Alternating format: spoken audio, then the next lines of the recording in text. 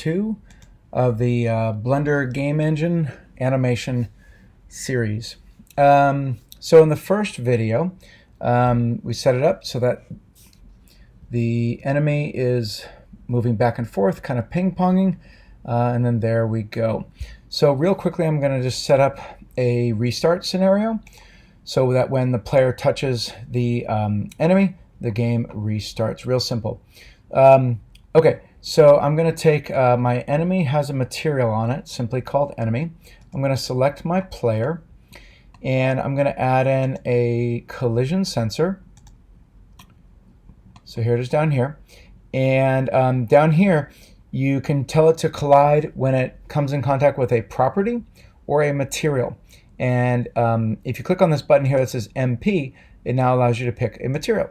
So I'm going to say when it collides with enemy, then I'm going to come over here and add an actuator, and it's going to be a scene actuator.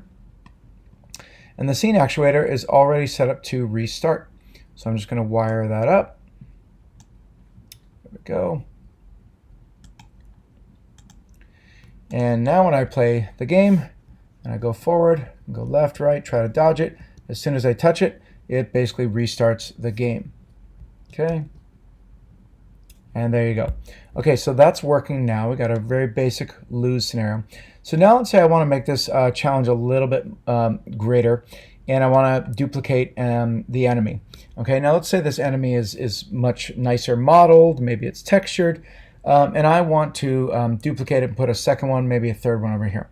So I'm going to take this enemy here, and I'm going to press Shift D. Let me get my keys going again. So if I press Shift D, and then I move it on the y-axis. Let's say I want it to go right there. Okay, maybe I even want it to start on the opposite side of the screen, on the opposite side of the path. And as soon as, watch what happens as soon as I press play. So what's up? Why did it disappear? Where did it go? Well, what's happening is that this second one is a duplicate of the first one. And because it's a duplicate, it has all of the code. And it also has the action. And so what's happening is that on frame 1, it's saying to go all the way back to here. And then it has a second keyframe that's going over there. So the keyframe of the first object is also taking the keyframe of the second object. Okay? So here's how we're going to fix that. I'm going to come over here where my outliner is, and now I have my second enemy is called enemy1.001. I'm going to double click on that, and I'm just going to call it enemy2. Okay, that way I know which one I'm selecting. Okay, I'm going to go ahead and I'm going to go back to frame 1 here. And I'm going to go ahead and move enemy2 is going to be about here, and then I'll move it over here like that. Okay, so now what I need to do is I need to basically re-keyframe it. So on frame 1 right here, I'm going to press I, and I'm just going to choose location. And now it records this new position on frame 1. And then on frame 60, you'll see that it basically goes over here. Okay, so I can just slide it back this way, and then I can just slide it over here like this. And I can re-keyframe that. So I can press I, location. Okay, so now I'm going to come down here to the bottom of the dope sheet editor, and here's the action name. It's called enemy1patrol.001. Okay, so I'm going to give that a unique name. The .001 basically just means that Blender needed to, it made a copy. So I'm just going to simply call that enemy2patrol. Okay, and then now I'm just going to check my code. So down here it basically says that it's going to always do enemy2patrol.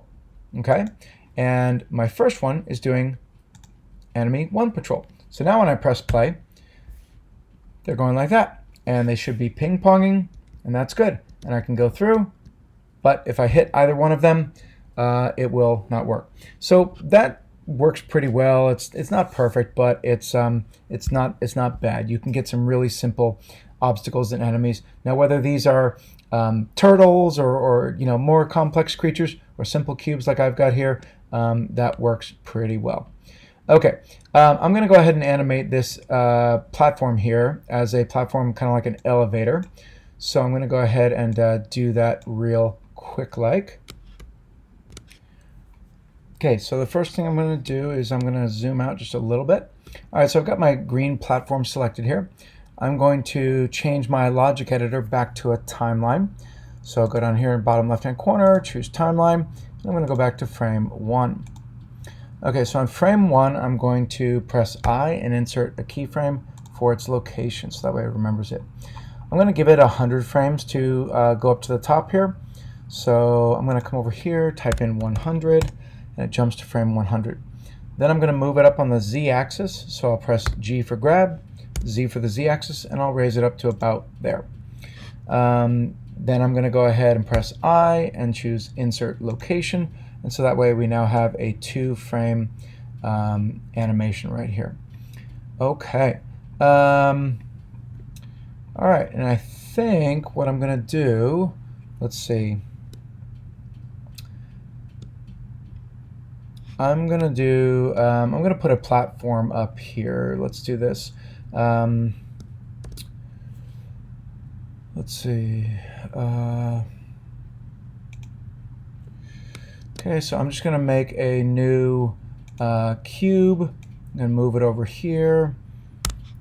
Tab into edit mode.